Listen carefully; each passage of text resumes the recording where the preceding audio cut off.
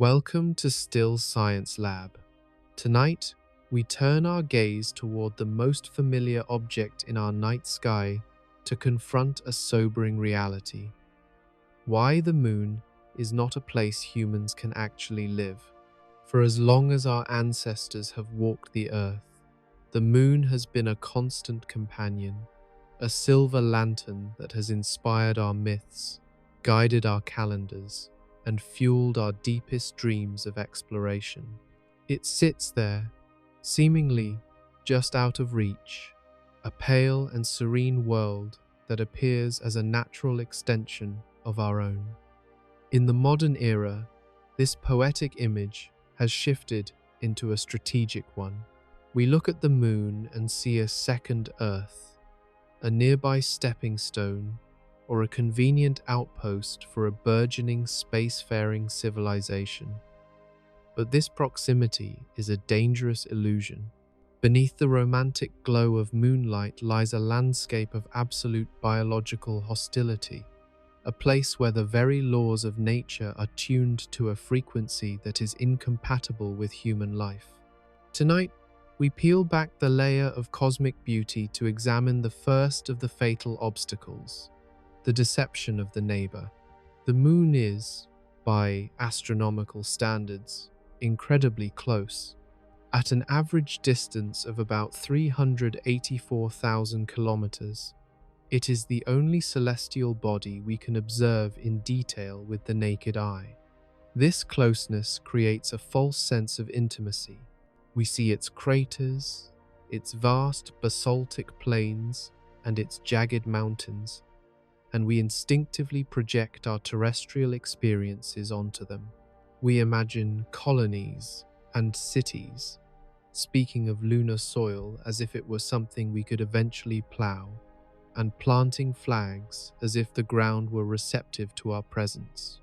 But the reality is that the moon is more alien to our biology than the deepest, most pressurized trenches of our own oceans. It is a world that has spent billions of years in a state of stagnant, vacuum-sealed violence. To step onto the moon is not to step onto another shore. It is to step out of the protective womb of the earth and into a void that does not recognize the concept of life. The deception begins with the way the moon presents itself to our senses. From Earth, it looks solid, peaceful, and unchanging. We call it a neighbor, a term that implies a level of shared community and environmental similarity. Yet, the moon lacks every single fundamental requirement for human survival that we take for granted every second of our lives. It has no global magnetic field to deflect the sun's lethal radiation. It has no atmosphere to regulate temperature, provide oxygen, or burn up incoming debris. It is a world of binary extremes, light and shadow, heat and cold, life and death, with no buffer in between. When we speak of living there, we are not speaking of moving into a new house. We are speaking of building a life support machine and trying to inhabit its gears. The moon is not a place to stay. It is a place to visit, a high-stakes laboratory where every breath must be manufactured, and every moment is a desperate struggle against a vacuum that wants to pull the air from your lungs and the heat from your blood. Our human intuition is poorly equipped to understand the hostility of the lunar environment because we evolved in a sanctuary. For millions of years, the Earth's atmosphere has acted as a shield, a filter, and a blanket. We are tuned to a specific pressure, a specific gravity, and a specific spectrum of light. The moon offers none of these. When we look at the lunar surface, we see a grey, dusty expanse, but we fail to see the invisible rain of high-energy particles that has been scouring that surface for eons. We see the magnificent desolation, as Buzz Aldrin famously called it. But we forget that desolation in this context means a total absence of the biological grace that allows us to exist. The moon is a graveyard of geological history, a place where time is measured not by the growth of forests or the flow of rivers, but by the slow accumulation of impact craters. It is a world that has never known the softening touch of water or the circulating mercy of wind. This deception of proximity has led to a dangerous narrative of colonization. The word itself suggests a frontier that can be tamed, much like the frontiers of our own planet. But there is no taming the moon. You cannot plant a forest to create an atmosphere. The solar wind would strip the gases away faster than they could be produced. You cannot fertilize the soil. The lunar regalith is a toxic, volcanic glass that has never hosted a single microbe. To live on the moon is to exist in a state of total, artificial dependence. Every drop of water, every molecule of oxygen, and every calorie of food would represent a triumph of engineering over an environment that offers nothing in return. It is a place of absolute scarcity. On Earth, nature provides. On the moon, nature only takes. Furthermore, the moon's proximity masks the psychological and physical gravity of the situation. Because we can see it so clearly, we assume it is a safe harbor. But the moon is the most extreme desert in the solar system. Even the most arid parts of the Sahara or the coldest peaks of Antarctica are lush paradises compared to the lunar surface. At least in those earthly extremes, there is air to breathe and a magnetic field to keep the stars from poisoning your DNA. The moon offers no such refuge. It is a landscape of hard reality, where a single mechanical failure or a small tear in a suit isn't just an accident, Nand. It is an immediate death sentence. We are talking about a place where the environment is so different from ours that our very cells would begin to fail under the stress of its radiation and low gravity. Tonight, we establish the theme that will carry us through this exploration. The moon is a monument to the impossible. We must stop viewing it as a backup plan for humanity and start seeing it for what it truly is, a mirror that reflects the incredible fragility and uniqueness of the Earth. The stepping stone analogy is only true if we acknowledge that the stone is on fire and surrounded by a bottomless pit. We can go there, and we should go there, to learn and to explore. But the idea of living there ignores 4 billion years of biological evolution. We are creatures of the Earth, built for its pressures and its protections. To try to transplant our civilization to the lunar surface is to ignore the fundamental mismatch between human biology and the lunar void. As we move forward into the scientific obstacles, we must keep this central deception in mind. The moon looks like a home because it is near, but it is a world of grey dust and black sky that has no room for the pulse of a human heart. It is a place that invites our curiosity but rejects our presence. We have spent decades planning our return, but we are only now beginning to understand the sheer magnitude of the wall we are trying to climb. The moon is not a second Earth. It is the anti-Earth. It is the ultimate test of our technology, but more importantly, it is the ultimate reminder that our true home is a rare, blue exception in a silent and deadly universe. The deceptive neighbor beckons us with its beauty, but as we peel away the layers of this celestial illusion, we find that the obstacles to life are not just difficult, they are fundamental.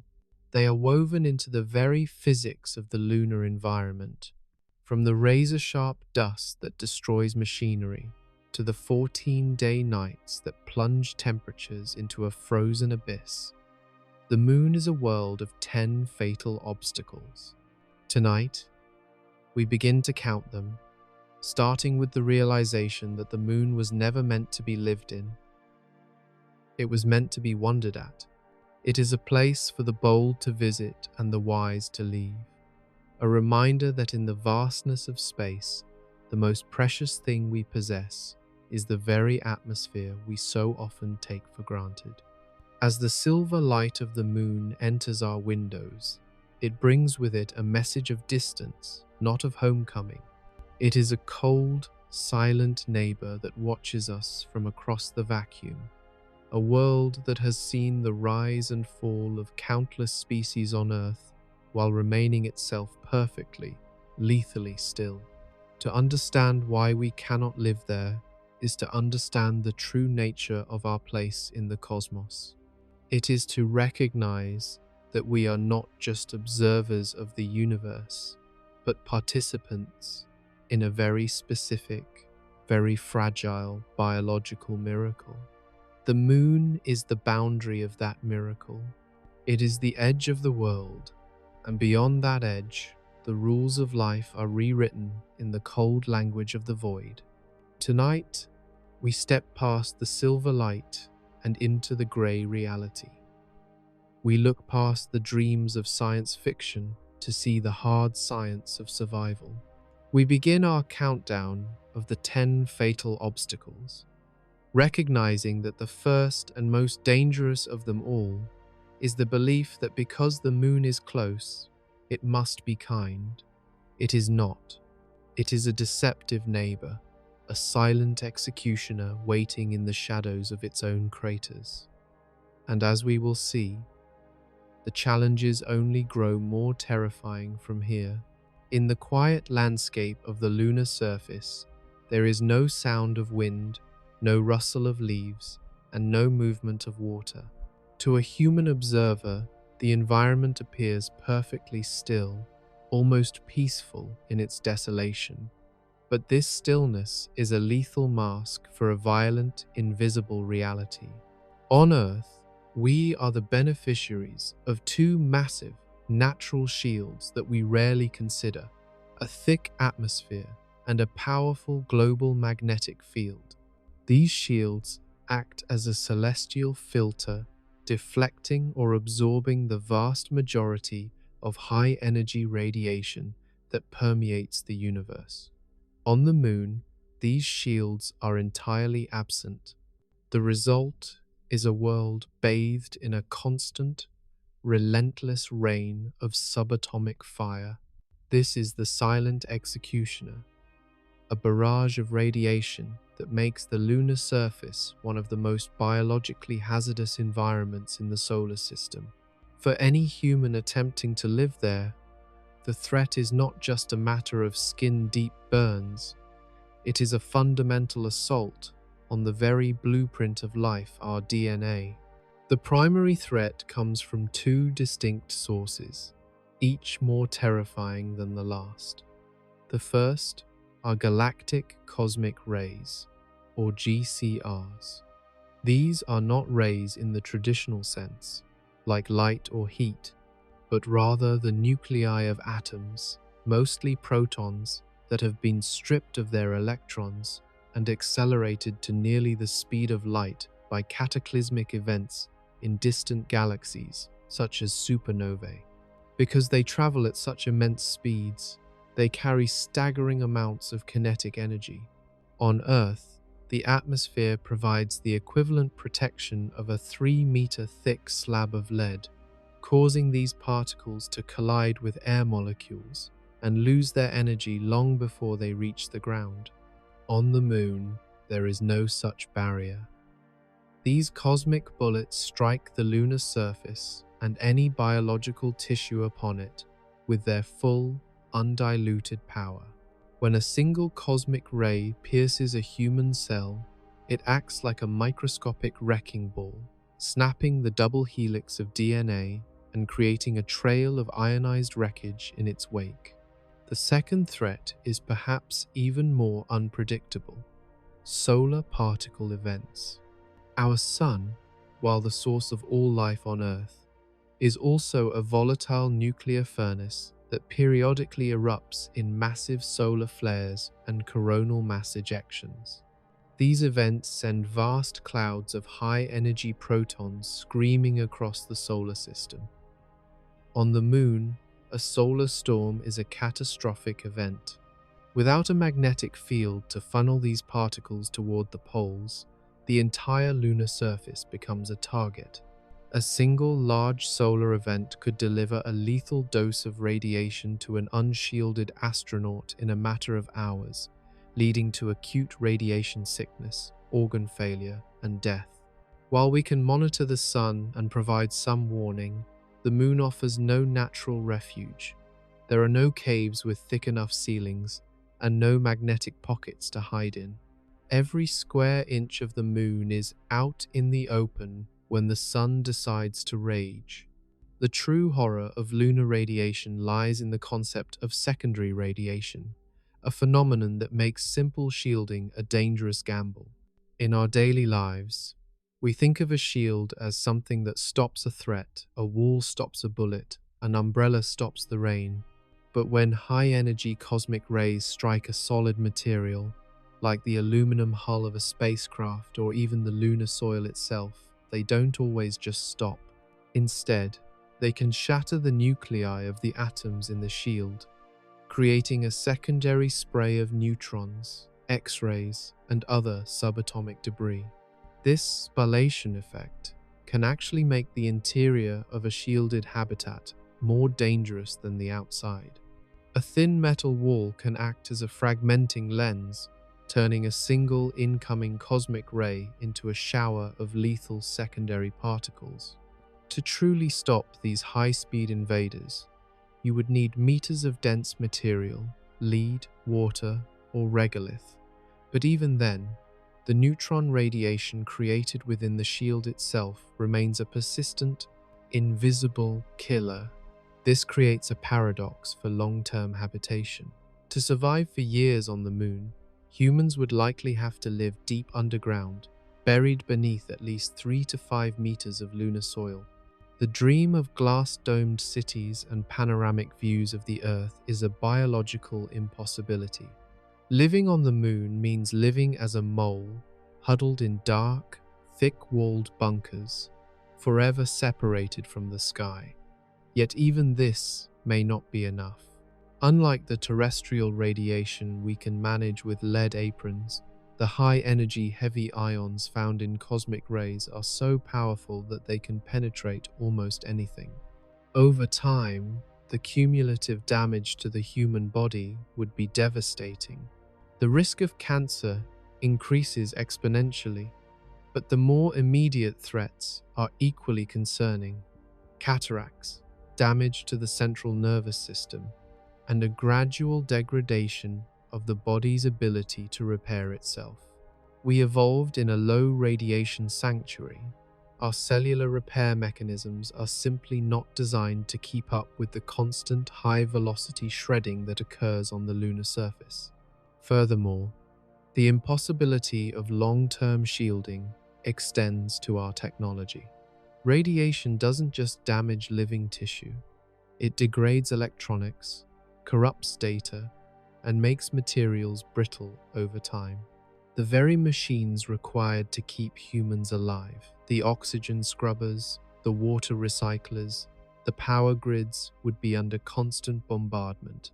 On the Moon, a glitch caused by a single cosmic ray flipping a bit in a computer's memory isn't just an inconvenience. It can be a fatal system failure. The cost of hardening equipment to survive the lunar radiation environment for decades is astronomical. And even then, there is no guarantee of total safety. We are talking about an environment where the very light of the stars carries a silent, destructive potential that wears down both spirit and steel. When we talk about the Moon as a place for colonies, we often ignore the fact that children would be the most vulnerable of all. Developing embryos and growing bodies are hypersensitive to DNA damage. The radiation levels on the Moon would likely make natural human reproduction a moral and biological minefield. To raise a generation on the moon would be to knowingly expose them to a level of genetic trauma that no human population has ever endured. This isn't just an engineering hurdle. It is a fundamental barrier to the continuation of our species outside of Earth's protective embrace. The moon is not a new world to be populated. It is a radioactive desert that denies the very possibility of a healthy, multi-generational future. The silent executioner is always there, even when the sun is quiet and the sky is black. It is a constant, steady pressure that defines the limit of human endurance. We can send astronauts for short missions, accepting the calculated risk of increased cancer later in life. But to live, there is to accept a slow, inevitable dismantling of your biological integrity. The moon is a place that rejects the very concept of a long life. It is a world where the weather is measured in sieverts and rems, and where the forecast is always lethal. We are creatures of the magnetosphere, children of the atmosphere, and the moment we leave those protections behind, we become fragile targets in a cosmic shooting gallery. Ultimately, the radiation problem reveals the true nature of the moon. It is a place that demands total isolation from the environment just to survive. You cannot experience the moon. You can only observe it through layers of shielding and sensors. The moment you step out into the fresh air of the lunar vacuum, the executioner begins its work. This is the second fatal obstacle, a barrier written in the laws of nuclear physics that cannot be bargained with. No amount of bravery or ingenuity can change the fact that our bodies are made of soft tissue and delicate code, and the moon is a place of hard particles and destructive energy. The dream of a lunar home is constantly being eroded by this invisible rain, reminding us that some boundaries in the universe are not meant to be crossed for long. When we think of dust on Earth, we think of a nuisance, a soft layer of powder that settles on a bookshelf or a fine silt that blows across a beach. On Earth, the environment is kind to its debris. Wind and water act as constant cosmic tumblers, grinding down particles of rock and sand over millions of years until their edges are rounded, smooth, and relatively harmless. But the moon has no wind to blow away the debris and no water to smooth the jagged edges of its history. For billions of years, the lunar surface has been pulverized by a relentless rain of micrometeoroids, smashing the rock into a fine, grey powder known as regalith. Because there is no erosion to soften them, these microscopic particles remain as sharp as shards of broken glass and as abrasive as industrial diamonds.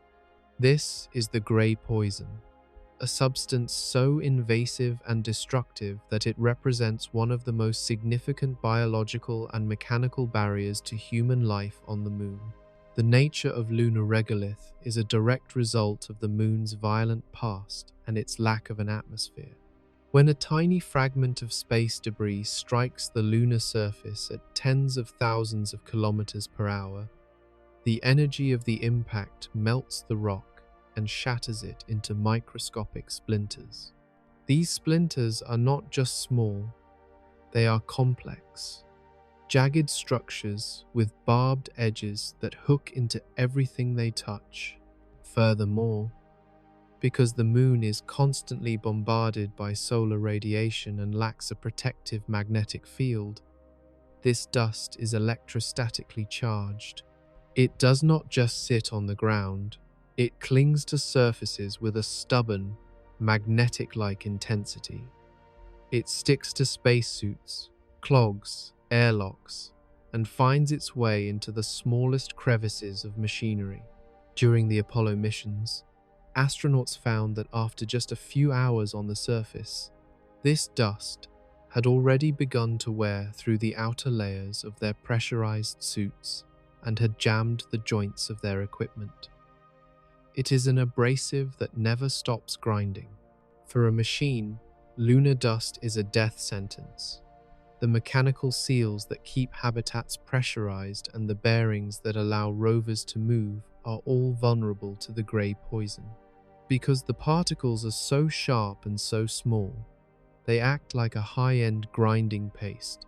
Once the dust enters a mechanical joint, it begins to score the metal, destroying the airtight seals required for survival. On Earth, we can lubricate machines to protect them, but in the vacuum of the moon, traditional lubricants evaporate or become gummed up by the regalith. Every door that opens, every wheel that turns, and every pump that breathes is under constant attack from a substance that is effectively trying to sandpaper the entire infrastructure of a lunar base into oblivion.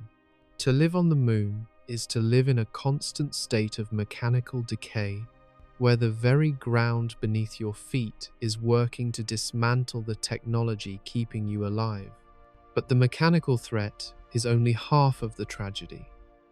The biological threat is far more sinister. When astronauts return from a lunar stroll and enter their habitat, they inevitably bring the grey poison with them. Despite the most rigorous cleaning protocols, the electrostatic charge of the dust ensures that a significant amount of it hitches a ride on their suits. Once the airlock is pressurized and the astronauts remove their helmets, the dust becomes airborne. Apollo 17 astronaut Harrison Schmitt described a condition known as lunar hay fever, where the inhalation of this dust caused immediate irritation, sneezing, and congestion. But the long-term effects are far more frightening than a simple allergic reaction.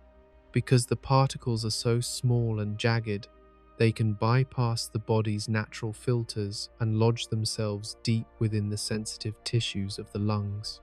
In the medical world, we are familiar with diseases like silicosis or asbestosis, caused by the inhalation of sharp mineral fibers.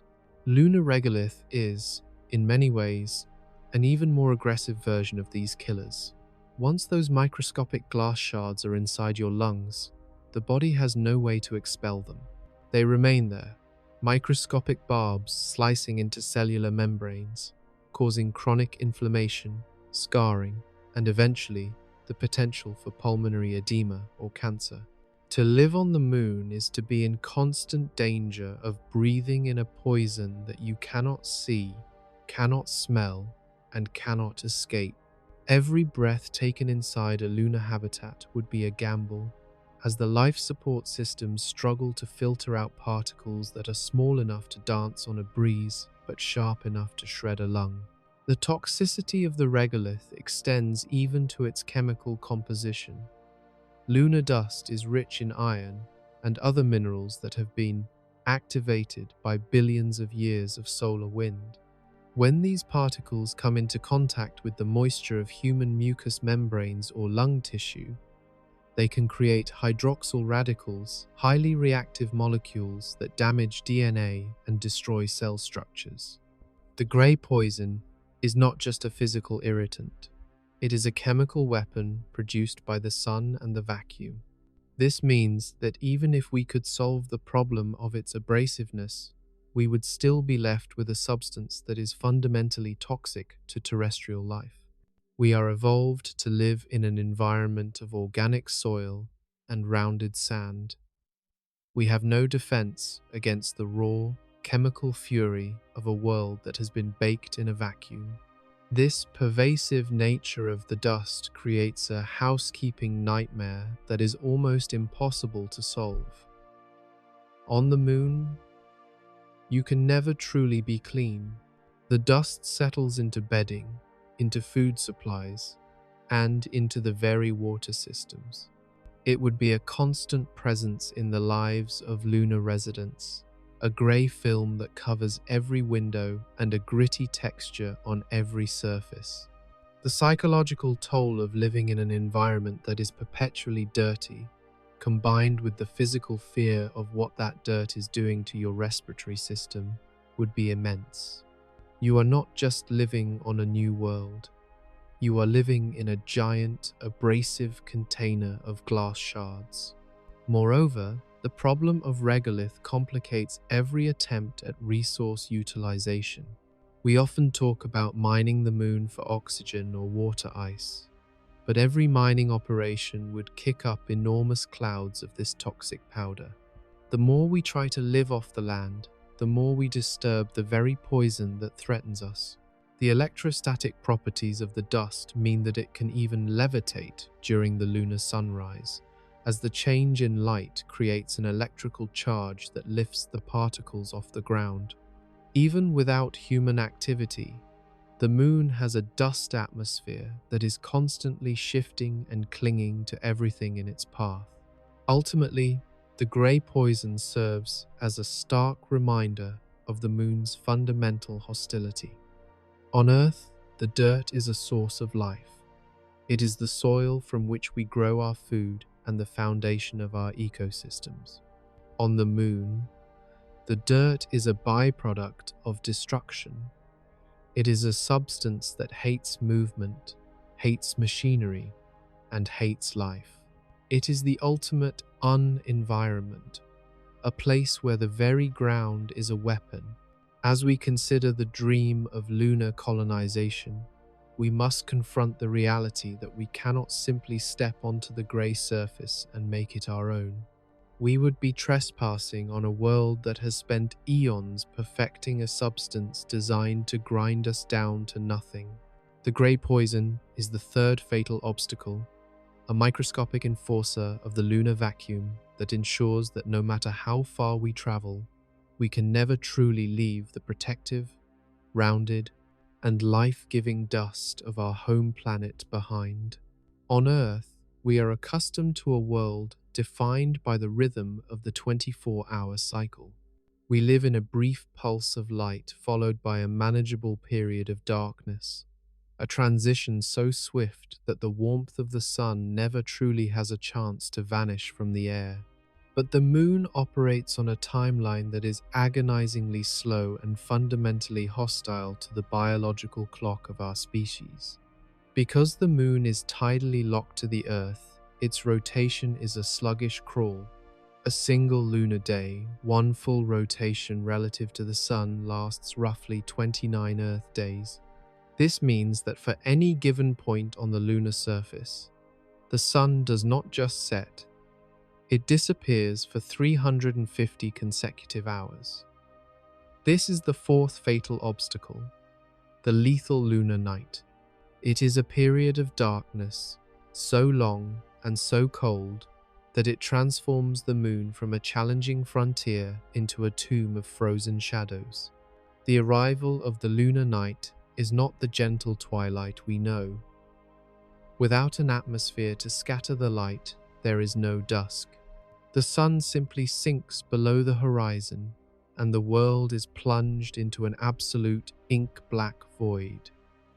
Within minutes, the primary source of life and energy is gone, and the catastrophic cooling begins. On Earth, our thick atmosphere acts as a thermal blanket, trapping heat and preventing it from radiating away into space.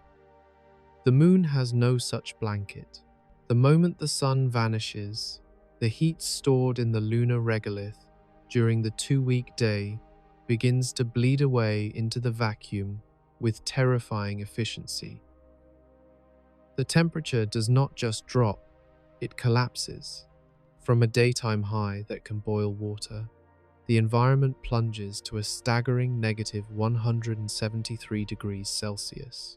In this realm of deep, cold, molecular motion slows, materials become as brittle as glass, and the very concept of warmth becomes a distant, unattainable memory. For a human settlement, the 350-hour shadow is an energy crisis of existential proportions.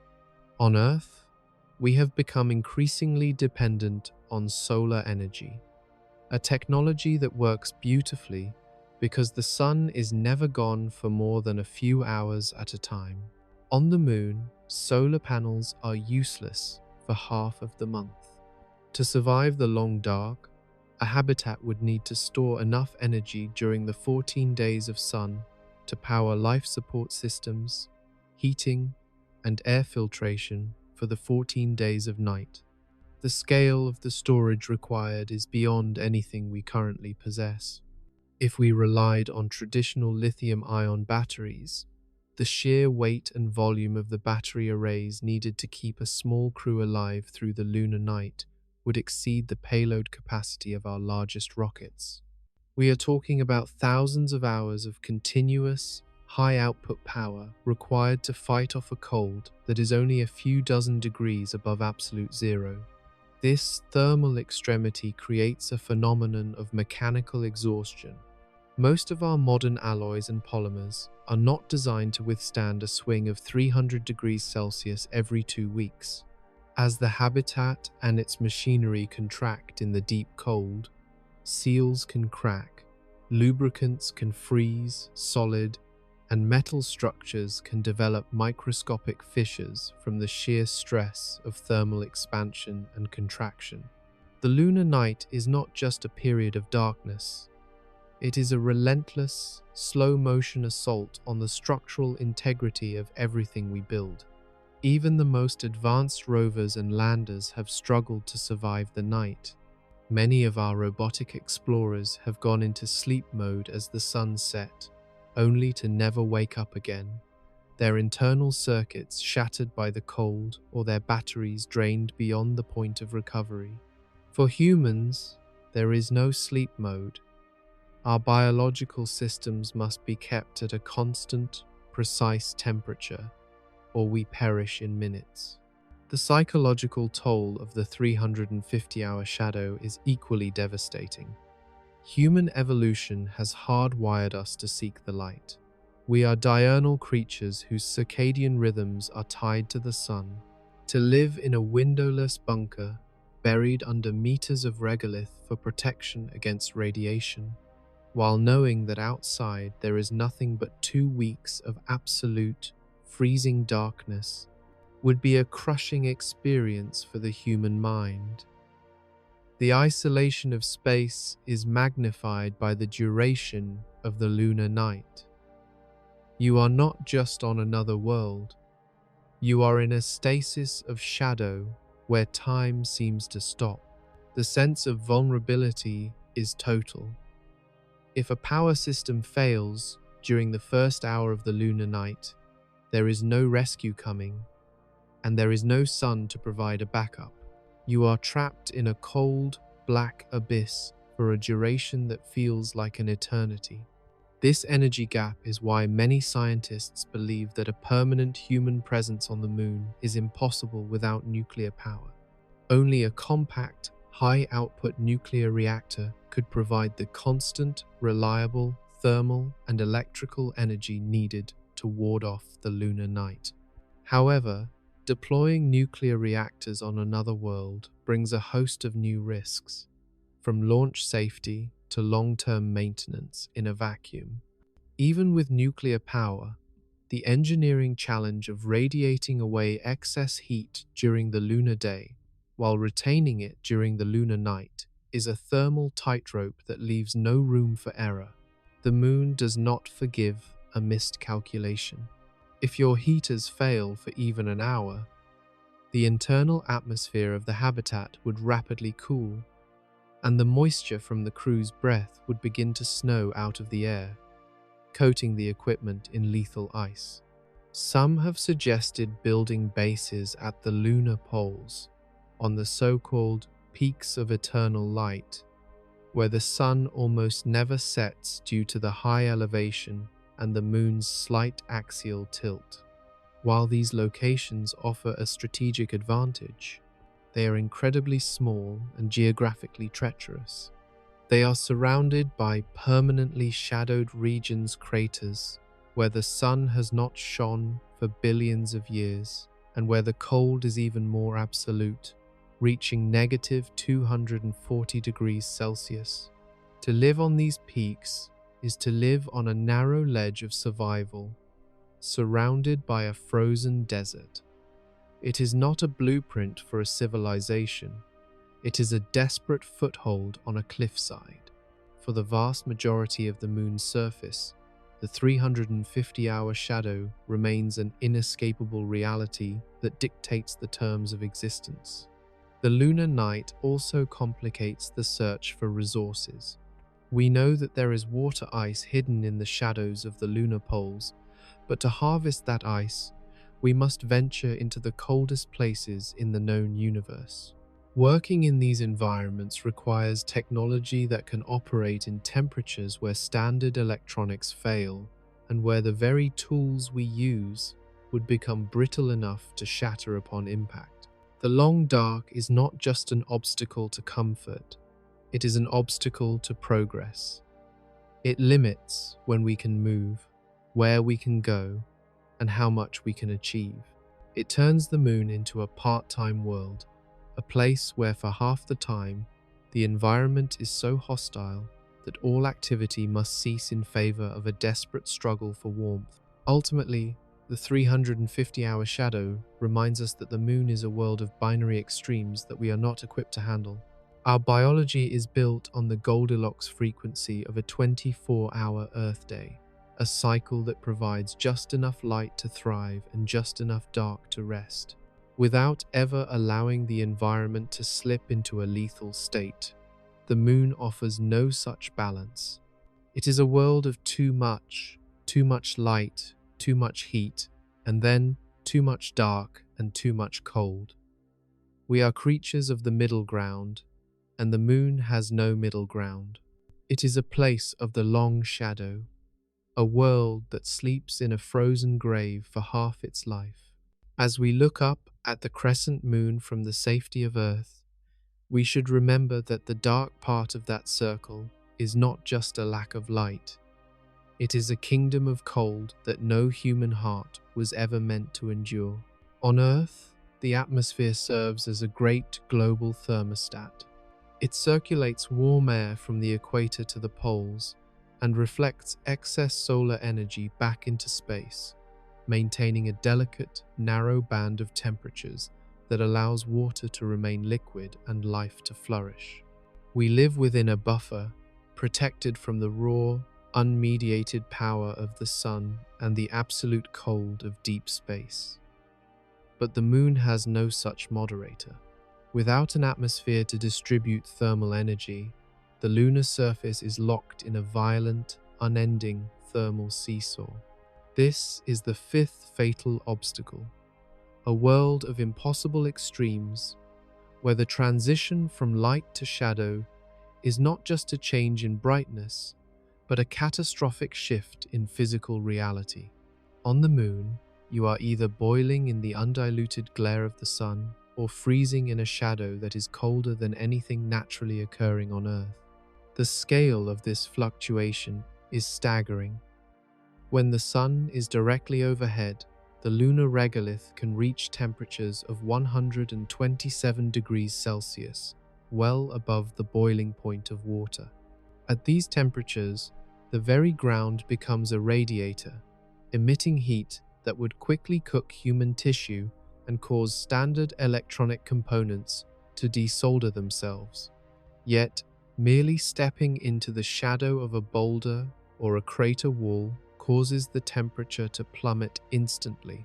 Without air to hold onto the heat, there is no ambient warmth.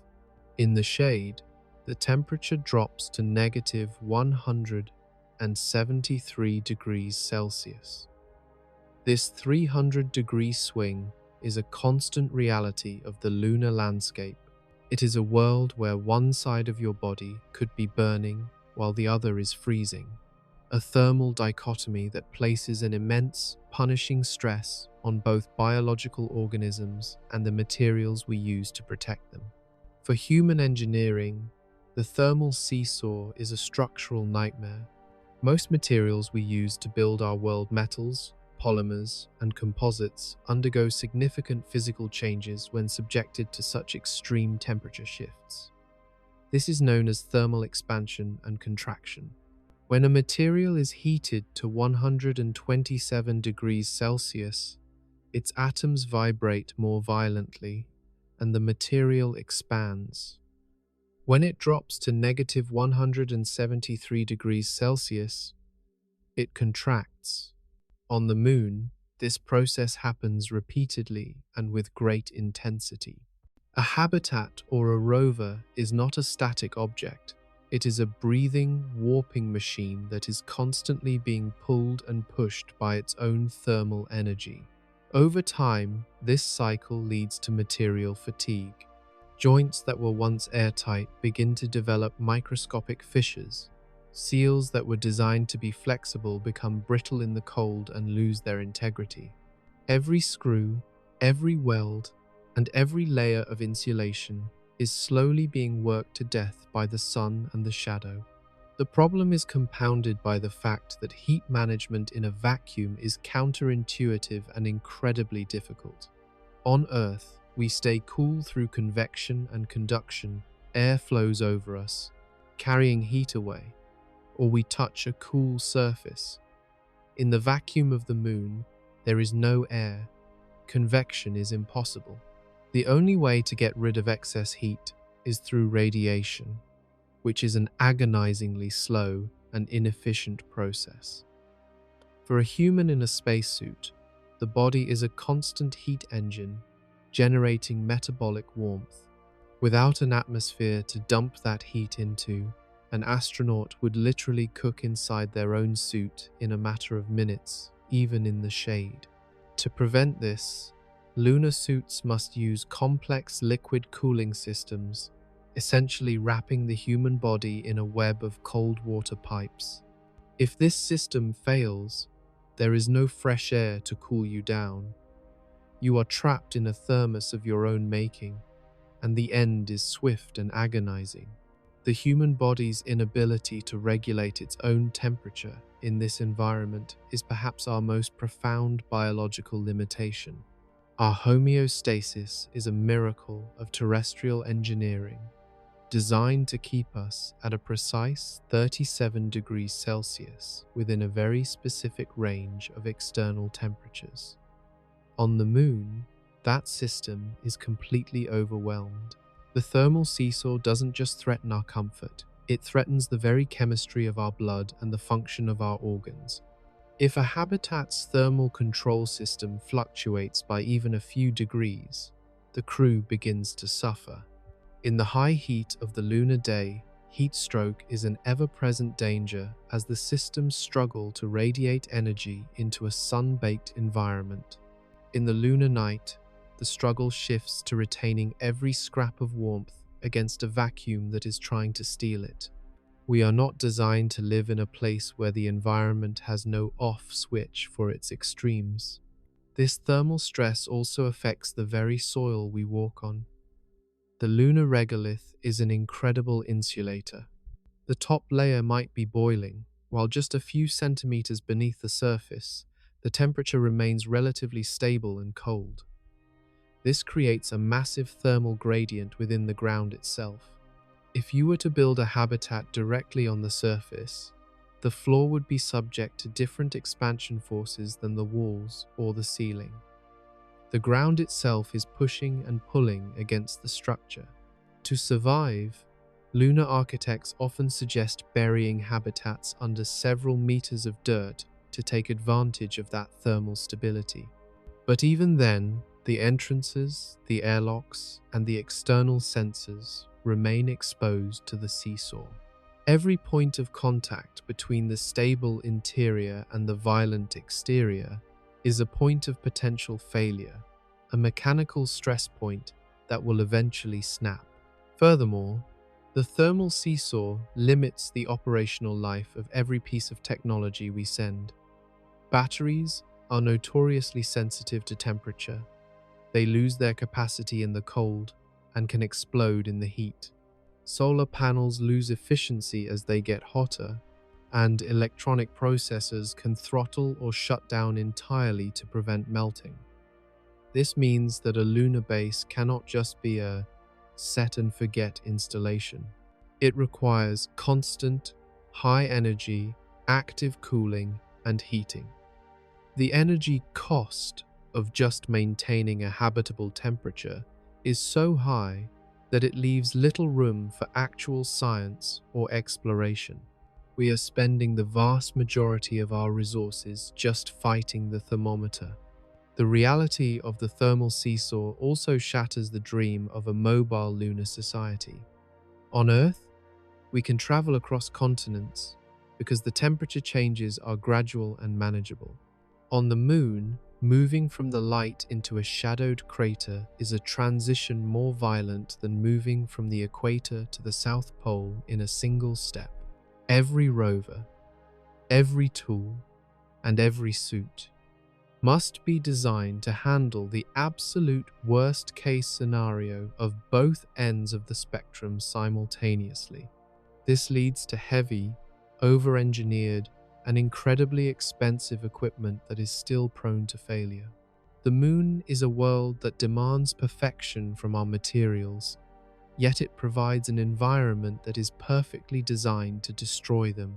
Reflecting on this, we see that the Moon is a place of fundamental thermal instability. It is a world that has no memory of the heat once the sun sets, and no memory of the cold once the sun rises. It is a place of instant, brutal transitions. We are creatures of the in-between, inhabitants of a world where the air and the oceans act as a giant thermal battery, smoothing out the edges of the day and night. The Moon has no such mercy. It is a landscape of fire and ice, a place where the very molecules of our structures are being torn apart by the sun's glare and the vacuum's chill. This thermal seesaw is the fifth fatal obstacle, a barrier of pure physics that reminds us that we are not just out of our element on the Moon. Chúng ta đang ở trong một lò nung và một ngàn đông đá cùng một lúc. As we look up at the Moon, glowing softly in the night, we should see it not as a peaceful destination, but as a world under constant thermal torture. The grey plains are not just dust.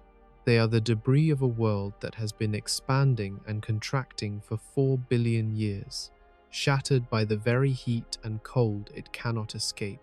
To live there is to join in that torture, to place our fragile bodies and our delicate machines into a cycle of stress that has no end. The Moon is a place of extremes, and as humans, we are built for the middle. The seesaw never stops, and eventually, every material, every seal, and every system will find its breaking point in the 300-degree gap between the light and the dark. The image of an astronaut bounding across the lunar surface is one of the most iconic symbols of human achievement. It looks effortless, almost playful, a slow-motion ballet where a simple hop carries a person meters into the air.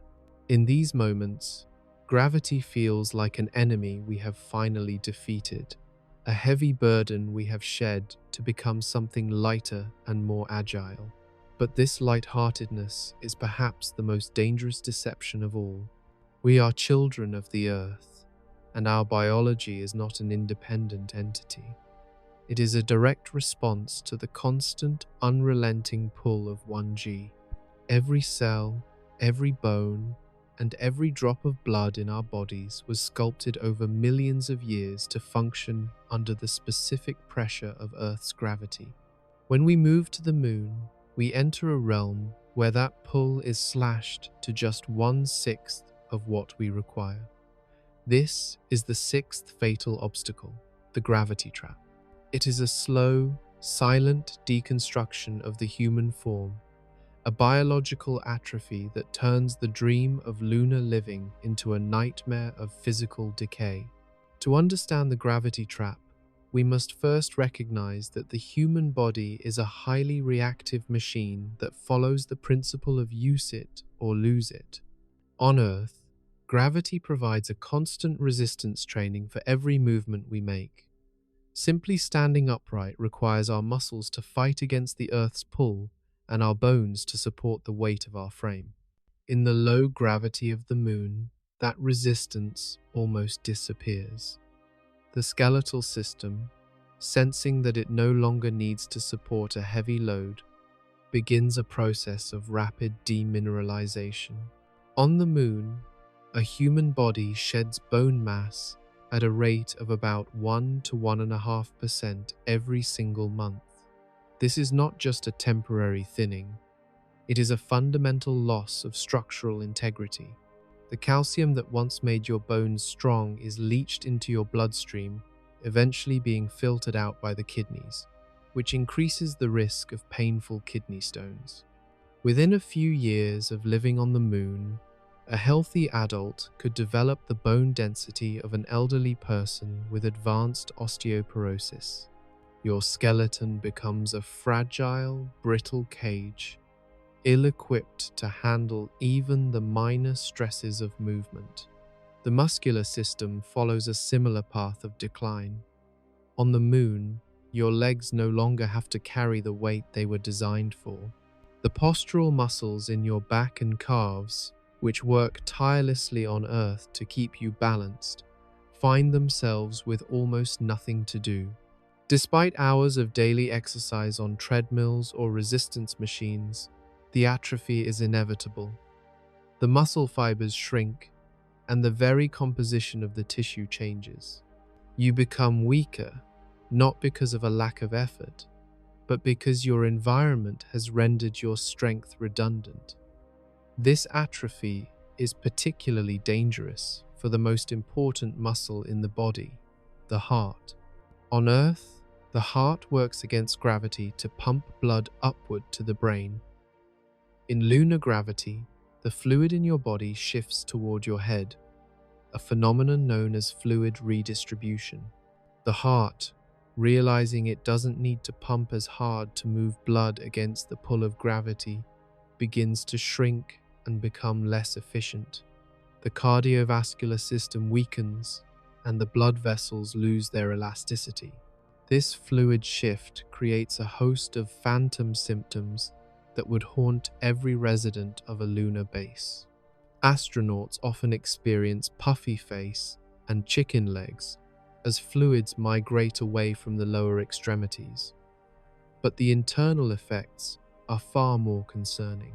The increased pressure in the head can lead to changes in vision as the fluid pushes against the back of the eyes, flattening the eyeballs and causing permanent damage to the optic nerve. Many astronauts return to Earth with significant vision impairment that never fully recovers.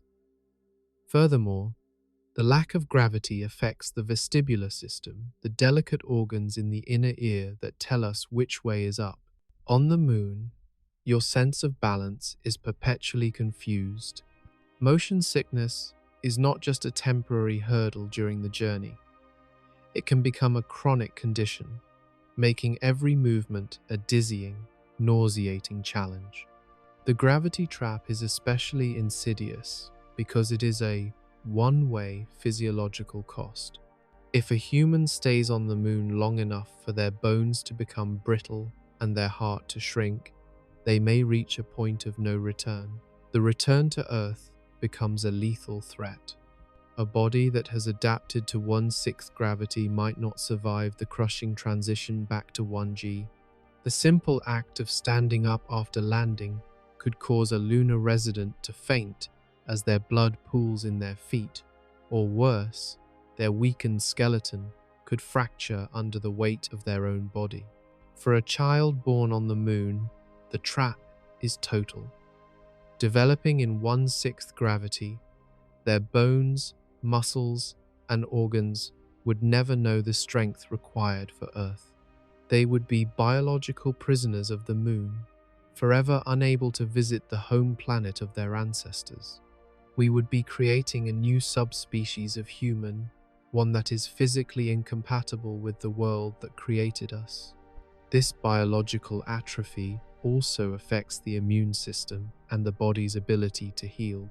Studies on the International Space Station suggest that low gravity can alter the behavior of immune cells, making the body less effective at fighting off infections and slower at repairing wounds. In the sterile but high-stress environment of a lunar habitat, a simple cold or a minor cut could become a major medical crisis. The body's basic maintenance systems are simply out of tune with the gravitational frequency of the moon. Every biological process, from the way our cells divide to the way our hormones circulate, is influenced by the weight of our existence. By removing 5/6 of that weight, we are throwing the entire orchestra of the human body out of rhythm. The psychological impact of the gravity trap is the final, heavy layer of this obstacle. There is a profound mental strain that comes from the realization that your body is slowly failing, to watch your muscles waste away, and to know that your bones are becoming as fragile as glass creates a sense of vulnerability that no amount of training can fully erase. You are living in a body that is becoming less human by earthly standards every day. The joy of bounding across the lunar surface is quickly replaced by the clinical reality of physical degradation. The moon is not a playground. It is a place where your very essence is being thinned out by the lack of a pull. When we dream of lunar cities, we imagine ourselves living just as we do on Earth, only in a different setting. But the gravity trap tells us that we cannot bring our earthly lives with us. We are tied to the 1G environment by 1 billion years of evolution. The moon offers us a life of lightness, but that lightness comes at the cost of our strength, our health, and our future as a terrestrial species. The gravity trap is the 6th fatal obstacle because it is a slow-motion catastrophe that happens inside our own skin. It is the silent tax the moon collects for the privilege of walking on its surface, and it is a tax that many of us would not be able to pay. As we look at the moon, we see a world where we can jump higher and run faster. But we must also see a world that is slowly dismantling the very heart and bone that make those movements possible. The moon is a place that invites us to let go of our weight, but in doing so, it forces us to let go of our health. We are creatures of the deep pull, and without it, we are merely ghosts of the people we used to be.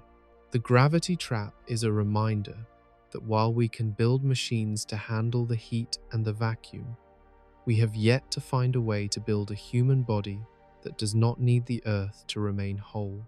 On Earth, we exist at the bottom of a massive, invisible ocean of air. We rarely think about the weight of the atmosphere, but it presses down on every square inch of our bodies with a constant, reassuring force. This pressure is fundamental to our biology. It keeps our body fluids in a liquid state, allows our lungs to expand and contract, and ensures that oxygen can cross the delicate membranes of our blood cells. We are, in every sense, pressurized vessels. But the moon is a place of absolute nothingness. It possesses what scientists call a hard vacuum, an environment where atmospheric pressure is virtually zero. This is the 7th fatal obstacle, the hostile vacuum. To live on the moon is to exist in a state of permanent, high-stakes conflict with a sky that is actively trying to suck the air out of your lungs and the life out of your body. The physical reality of a vacuum is not just the absence of air, it is a powerful, destructive force. On Earth, the pressure inside our bodies is balanced by the pressure outside. On the moon, that balance is shattered. If a human were to be exposed to the lunar vacuum without a pressurized suit, the results would be instantaneous and horrific. It is a common misconception that the body would explode. Instead, the lack of external pressure would cause the boiling point of all body fluids to drop below the body's natural temperature. This phenomenon, known as ebullition, means that the water in your muscle tissue, your eyes, and your tongue would begin to turn into vapor. You would swell to twice your normal size as gas bubbles form in your bloodstream, blocking circulation and causing internal tissue damage. Within seconds, the oxygen would be pulled out of your blood and back into your lungs, to be exhaled into the void, leading to a total loss of consciousness in less than 15 seconds. The moon is not merely a place where you cannot breathe. It is a place where the environment reaches inside you to reclaim the very elements of your existence. This absolute hostility means that every second spent on the moon is a second spent inside a pressurized bubble.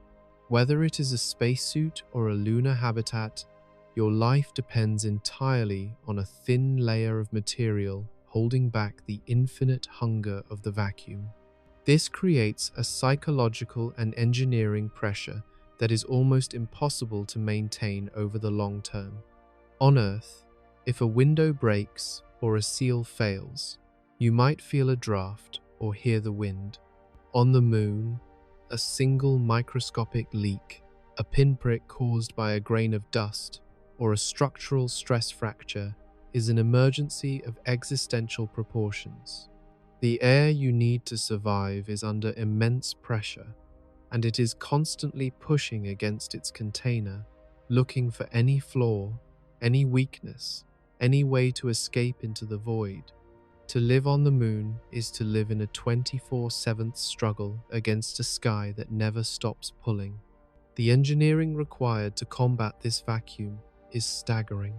Every door, every airlock, and every seam in a lunar base must be perfectly airtight and capable of withstanding the constant outward pressure of an internal atmosphere. This pressure puts an enormous mechanical strain on the structure of the habitat. Think of a soda can. It is strong because of the internal pressure, but if you were to cycle that pressure on and off, the metal would eventually fatigue and snap. On the moon, every time an astronaut enters or exits an airlock, the systems must cycle the pressure. Over months and years, these thousands of cycles create stress memory in the materials. A seal that worked perfectly on day 1 might fail on day 1000, not because of a sudden accident, but because of the slow, relentless exhaustion of the material fighting the vacuum. Furthermore, the vacuum of the moon is a dirty vacuum because of the regolith we have already discussed. On Earth, seals remain airtight because they are clean. On the moon, the sharp, electrostatically charged dust finds its way into the seals of the airlocks.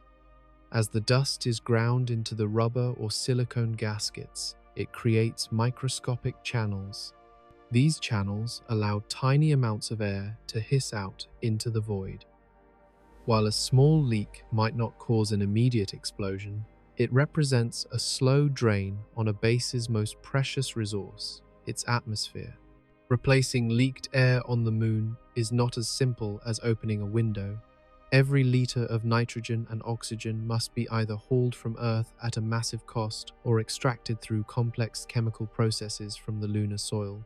The vacuum is a thief that never sleeps, constantly stealing the very breath of the inhabitants. The risk of rapid decompression is the shadow that haunts every lunar resident. In a hard vacuum, a structural failure doesn't give you time to think.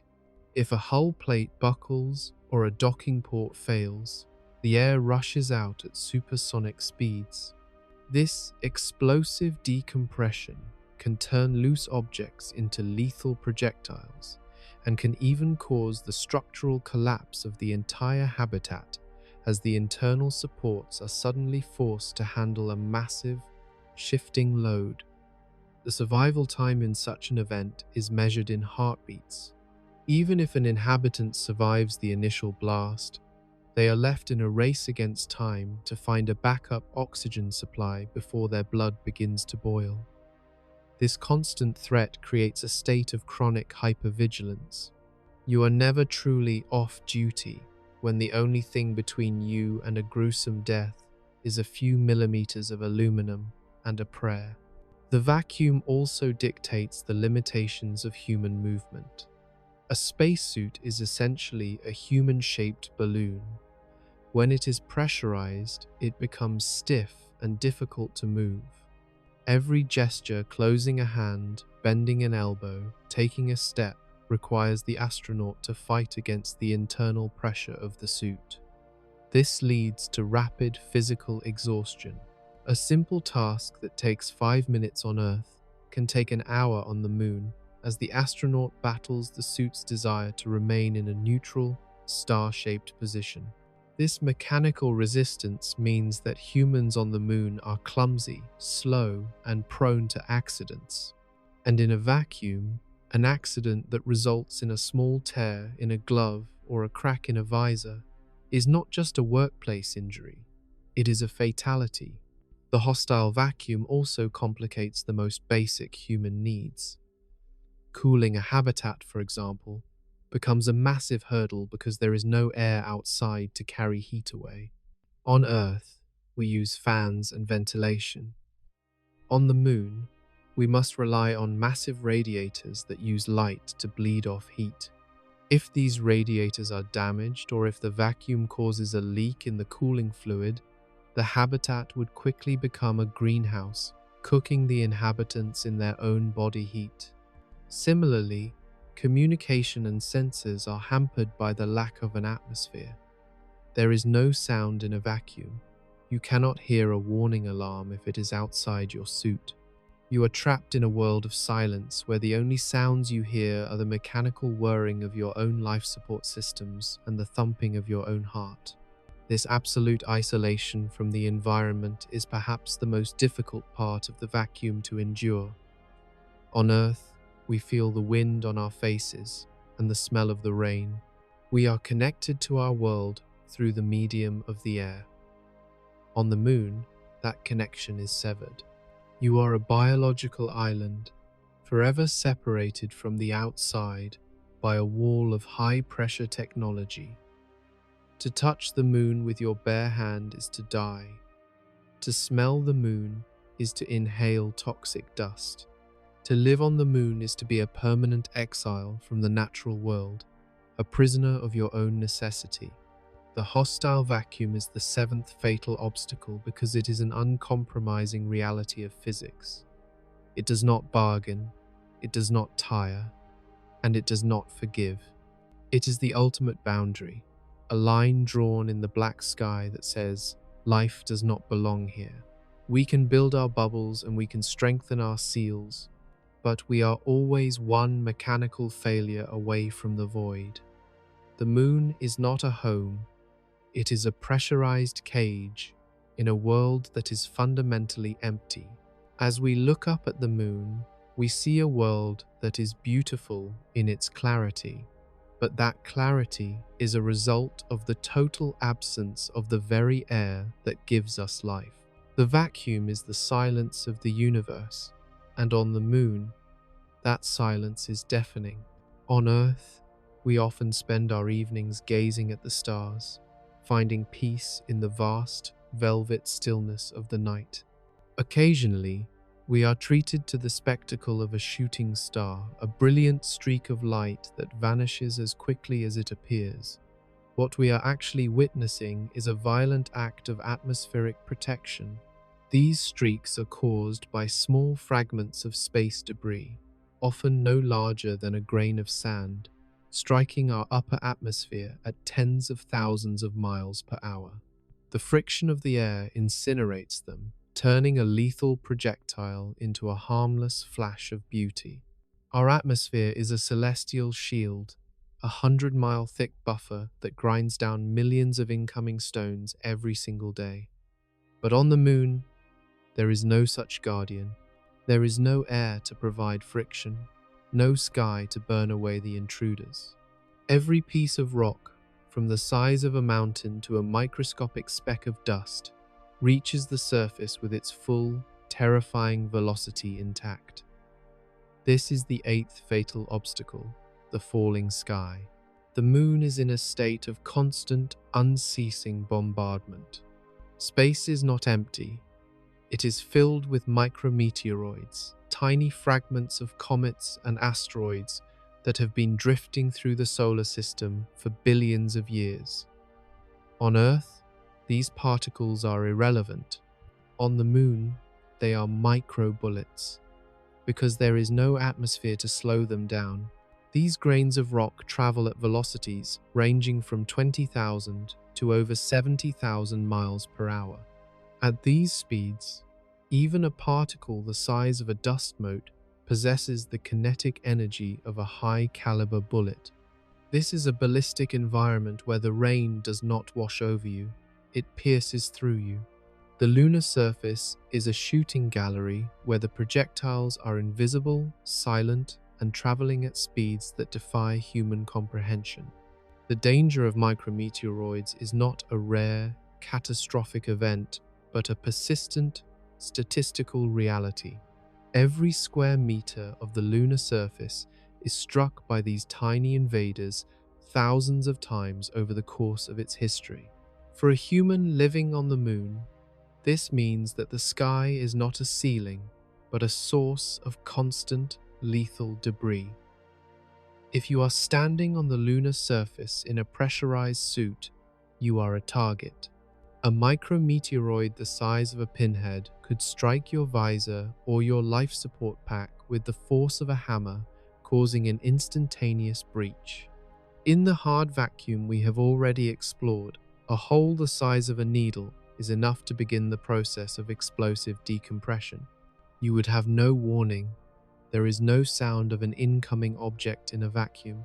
One moment you are exploring, and the next, a microscopic fragment of an ancient asteroid has punched through your chest, leaving you to bleed out into the void. This reality forces an architectural philosophy that is entirely alien to Earth. We cannot build lunar habitats with thin walls or large, beautiful windows. To do so would be to invite a slow-motion disaster. Instead, a lunar habitat must be a fortress. To protect against the falling sky, engineers must utilize multiple layers of advanced materials, such as Kevlar or specialized ceramic fabrics, designed to break up and absorb the energy of an incoming particle. These are called Whipple shields. The idea is that the first layer shatters the micrometeoroid into a cloud of even smaller fragments, which are then caught by subsequent layers of fabric. But even these shields have limits. They are designed to stop the small, frequent hits, but they offer little protection against the slightly larger, medium-sized rocks that fall with less frequency but far more power. This is why, once again, the only truly safe place to live on the moon is deep underground. By burying a habitat under 3 to 5 meters of lunar regalith, we use the moon's own scarred skin as a shield. The weight of the falling sky is absorbed by the dirt, allowing the humans beneath to live in relative safety. However, this creates a life of total enclosure. You cannot simply step outside for a breath of air or a view of the stars without calculating the statistical probability of being struck by a hypervelocity projectile. Every EVA, every extravehicular activity, is a roll of the dice. The longer you spend on the surface, the higher the chance that a micro-bullet will eventually find a weak point in your armor. The falling sky also poses a relentless threat to the infrastructure of a lunar base. Solar panels, which must be exposed to the sky to function, are prime targets. Over time, the glass and silicon of these panels are pitted and cracked by the constant rain of micrometeoroids, slowly degrading their efficiency until they become useless. External sensors, communication antennas, and the seals of airlocks are all subject to this microscopic erosion. On the moon, maintenance is not just about fixing what is broken, it is about repairing the damage of a celestial war that never ends. The very materials we use to build metal, plastic, glass, are slowly being sandblasted by space itself. Furthermore, the impact of a micrometeoroid on the lunar surface creates a secondary danger, ejecta. When a small rock hits the regalith at 20,000 miles per hour, it creates a miniature explosion, sending shards of the moon's own rock flying in every direction. This secondary spray can be just as lethal as the primary impact. A hit a few meters away from an astronaut could send a shower of razor-sharp glass splinters toward their suit at high speeds. The moon is a world where even the ground can become a weapon if it is struck hard enough. This creates a zone of danger around every impact point, a ripple effect of destruction that makes the entire landscape feel alive with a silent, jagged energy. The psychological pressure of the falling sky is a unique form of stress. On Earth, we are protected by the blue of our atmosphere, a visual reminder that we are safe. On the moon, the sky is always black. You are looking directly into the source of the threat. The stars are beautiful, but they are also the backdrop for the debris that is trying to kill you. Living on the moon is like living in a house where the roof is being constantly struck by invisible pebbles, any one of which could be a bullet. You are waiting for a soundless impact, a sudden hiss of air, a flash of pain. This chronic anxiety, the knowledge that you are never truly safe under an open lunar sky, would wear down the resilience of even the most trained explorers. The falling sky also complicates our ability to move across the lunar surface. Long-distance travel in a rover becomes a dangerous undertaking. A rover's tires, its windows, and its pressurized hull are all vulnerable. To make a rover safe, it must be heavily armored, which makes it heavy and difficult to maneuver in the moon's low gravity. We are caught in a technological loop. To be safe from the sky, we must be heavy, but to be efficient on the moon, we must be light. There is no middle ground in a world of hypervelocity impacts. Every journey is a gamble against the odds of the universe. As we look at the moon's surface through a telescope, we see millions of craters, the scars of billions of years of impacts. These craters are the history of the falling sky. They are the evidence of a world that has no defense against the debris of the solar system. For us to live there, we would have to accept that we are moving into a war zone where the enemy is invisible and the ammunition is infinite. The falling sky is the eighth fatal obstacle because it is a threat that can never be turned off. It is the price of living in a world without an atmosphere. In the end, the falling sky reminds us of the profound grace of the earth. Our atmosphere is a silent, invisible miracle that we ignore every day.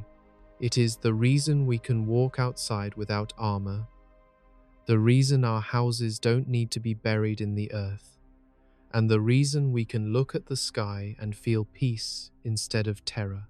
On the moon, the sky is not a friend. It is a source of violence, a relentless bombardment that makes the surface a place of temporary visits and permanent danger. The micro-bullets are always falling, and the only way to survive is to hide. We are not meant to live under a sky that falls. We are meant to live under a sky that protects. While we have examined the physical, chemical, and radiological barriers that make the moon a death trap, there is a 10th obstacle that exists entirely within the corridors of the human spirit. Our biology is not merely a collection of organs and bones. It is a complex emotional and sensory system that evolved to thrive in a world of infinite variety. We are creatures of the green forest, the blue ocean, and the shifting clouds. We are social animals who find comfort in the background noise of a living planet. When we move to the moon, we leave behind the sensory richness of our home and enter a world of sensory deprivation and absolute isolation. This is the mind's abyss, the psychological collapse that occurs when the human consciousness is trapped in a tiny, artificial bubble within a grey and lifeless wasteland. It is perhaps the most difficult obstacle to solve, because there is no engineering fix for the loneliness of the soul. The psychological struggle begins with the physical environment of a lunar habitat. Because of the radiation and the falling sky of micrometeoroids, lunar residents cannot live in spacious, sunlit rooms. They must live in cramped, pressurized canisters, often buried under meters of dark, heavy soil. To live on the moon is to live in a state of permanent claustrophobia. Your entire world is reduced to a series of metal corridors, humming machines, and recycled air. There is no outside to go to for a walk or a change of perspective. Every movement is monitored, every resource is rationed, and every breath is artificial. On Earth, even the most isolated desert or the smallest apartment offers a connection to the sky and the open horizon. On the moon, the horizon is a jagged, monochromatic line of grey dust, and the sky is a black void that promises only death. This loss of nature, known as biophilia, has a profound impact on mental health. Human beings possess an innate tendency to seek connections with nature and other forms of life. On the moon, there is no life. There are no birds, no insects, no rustle of wind through leaves, and no smell of rain on dry earth. The lunar landscape is a world of absolute stasis, a place where nothing has changed for millions of years. This lack of sensory input leads to a phenomenon called sensory monotony. When the brain is deprived of the complex, changing stimuli of a living world, it begins to turn inward. Chronic boredom evolves into a deep, clinical depression. The vibrant colors of Earth, the reds of a sunset, the greens of a meadow are replaced by an endless, soul-crushing palette of grey and black. Over time, this monochromatic existence erodes the human spirit, leading to irritability, cognitive decline, and a loss of the will to persevere. Beyond the walls of the habitat, the isolation is magnified by the Earth out-of-view phenomenon. For astronauts in low Earth orbit, the home planet is a massive, comforting presence that fills the window, a constant reminder of where they come from. But on the moon, the Earth is reduced to a small, fragile blue marble hanging in the blackness. For those living on the far side of the moon, the Earth is not visible at all. This creates a sense of profound detachment that psychologists call solastalgia, a form of homesickness where the home itself no longer feels reachable or real. When you look up and see the Earth as a tiny, distant object, the realization of your isolation becomes a crushing weight. You are not just far from home, you are on a different shore of the cosmic ocean. If a catastrophe were to occur on Earth, you would be a helpless witness to the end of everything you have ever known. If a catastrophe occurs on the moon, you are acutely aware that rescue is days away, if it is possible at all. This isolation is further strained by the social dynamics of a small, closed crew. In a lunar base, you are trapped with the same few people for months or years at a time. There is no escape from interpersonal conflict, no stepping away to cool off, and no new faces to break the social fatigue. On Earth, we manage stress through social variety. On the moon, the person who annoys you at breakfast is the same person who must save your life in an emergency at noon. The pressure to remain professional and functional in such a high-stakes environment is immense. History has shown in isolated Antarctic research stations and simulated space missions that small groups under high stress often develop subgrouping, where the crew splits into factions, leading to a breakdown in communication and a dangerous decline in safety. On the moon, a social breakdown is a life-threatening event. The lack of a natural light-dark cycle also wreaks havoc on the human psyche. We have already discussed how the 350-hour lunar night creates an energy crisis, but it also creates a circadian crisis. Our brains rely on the 24-hour cycle of Earth's sun to regulate hormones, sleep, and mood. In the 2-week lunar day and the 2-week lunar night, the body's internal clock is completely shattered.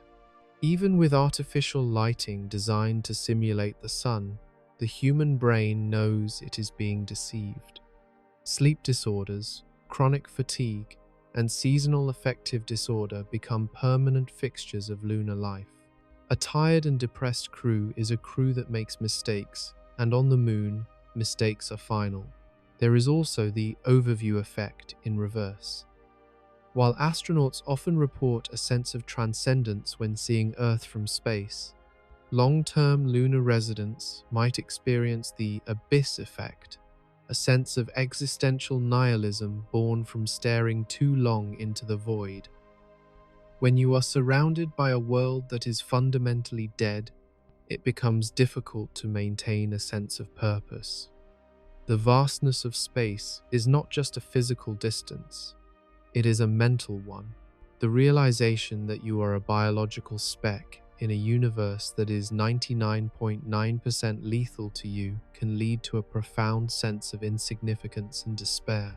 The moon is a place that reminds you of your mortality every single second, and eventually, the mind begins to buckle under that reminder. The psychological toll is perhaps the most significant barrier to the idea of moon families.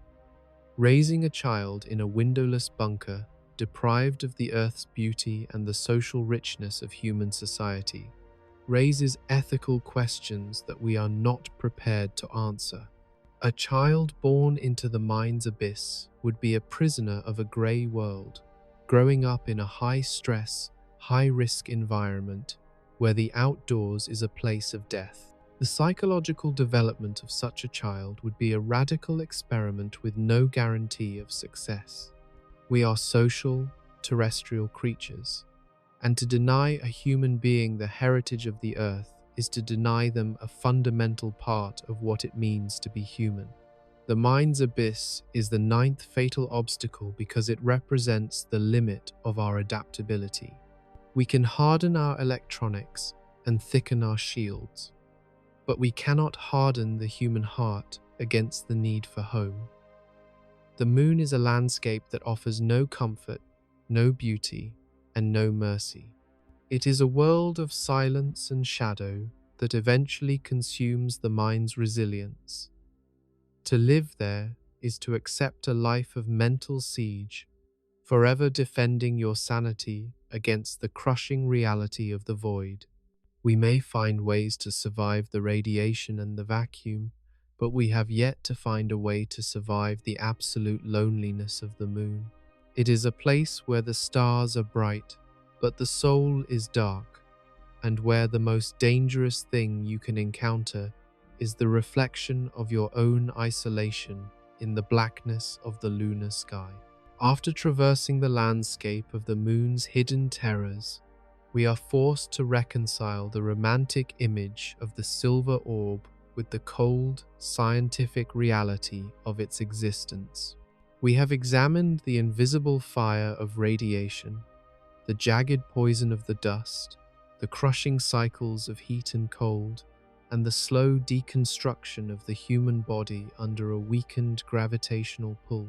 Each of these obstacles, on its own, would be enough to challenge the limits of human ingenuity.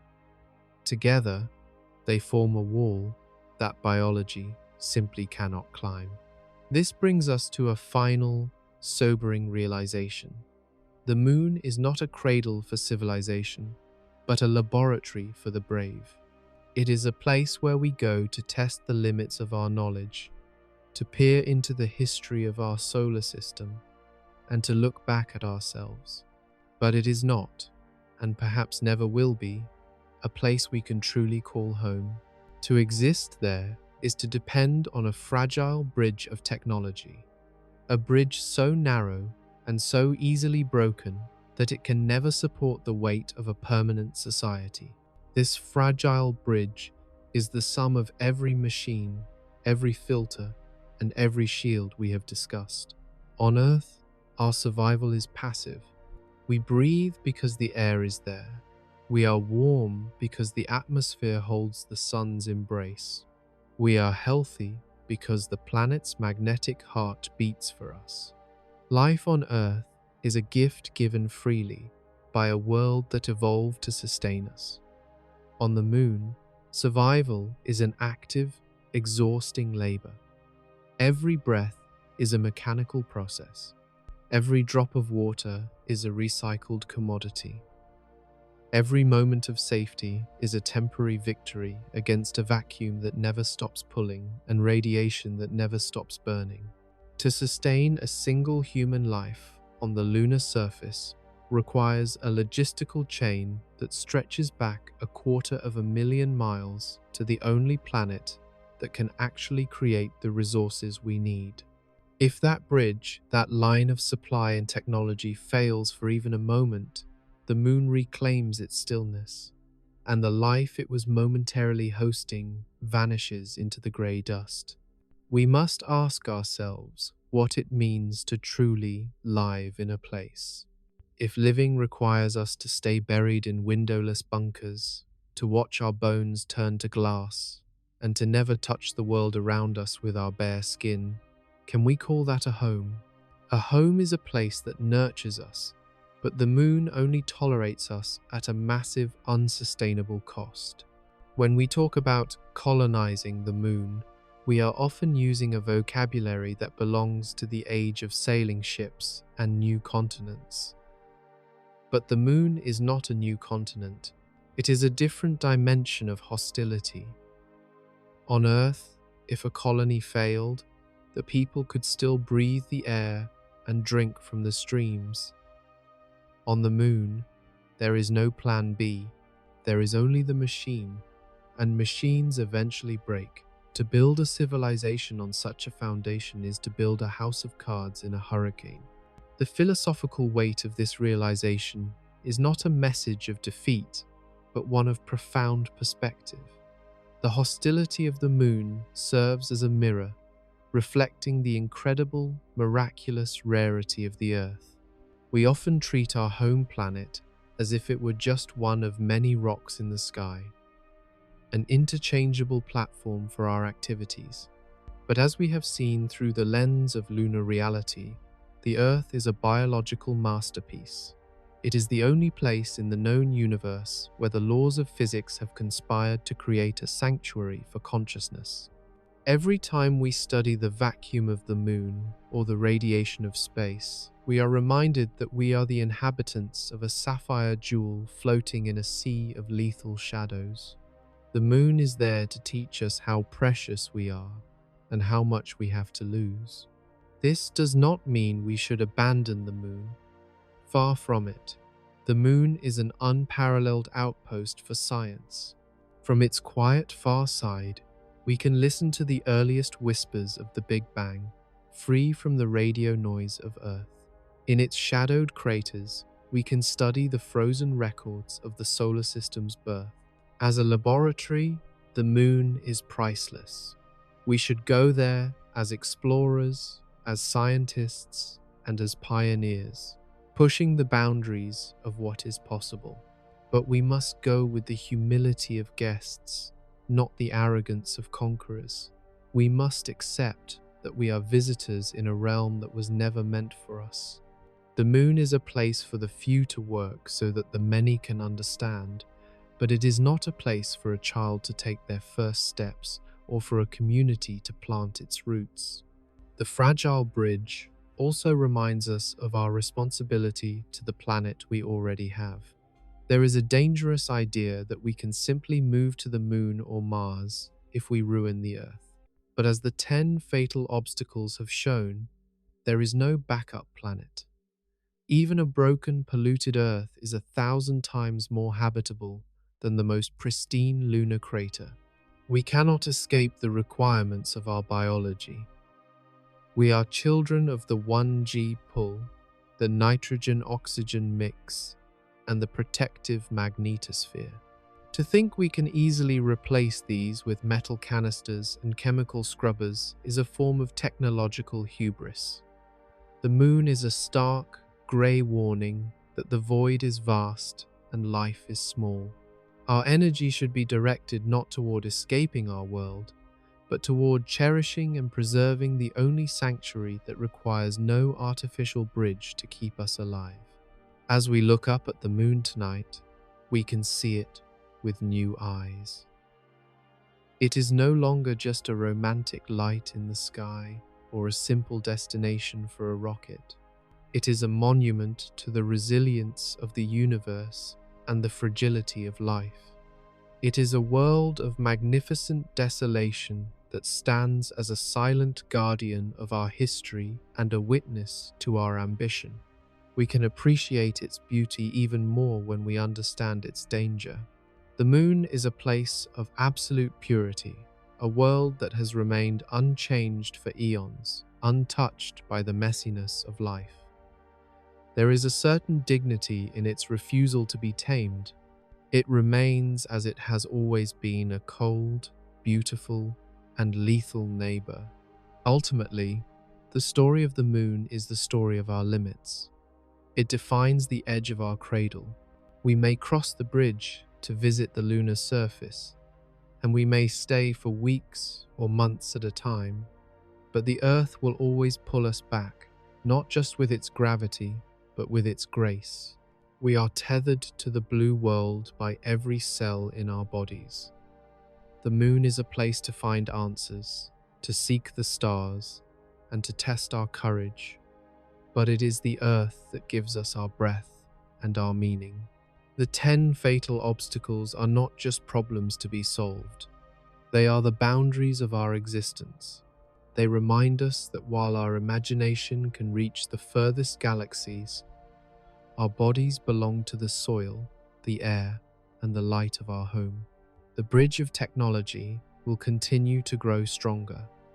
We will build better suits, faster rockets, and more durable habitats. We will return to the moon, and we will stay longer than we did before. But through all our advancements, the moon will remain the same, a silent executioner and a grey poison, a world of shadows and vacuum. We will walk upon it as strangers, always looking back at the blue marble in the sky with a longing that no lunar city could ever satisfy. For in the end, the most important thing we will ever find on the moon is a deeper, more desperate love for the Earth. The moon is a place to visit, to wonder at, and to learn from. But it is not a place to live, and perhaps, in a universe so vast and often so cold, that is exactly as it should be. It is the lighthouse that warns us of the rocks, and the mirror that shows us our home. We leave the moon to its long, 350-hour nights and its silent bombardment, returning to the world where the sky is blue, the dust is life, and the heartbeat of the planet matches our own. The bridge is fragile, but the home is strong, and that is the most important science of all. Good night, and see you in the next video.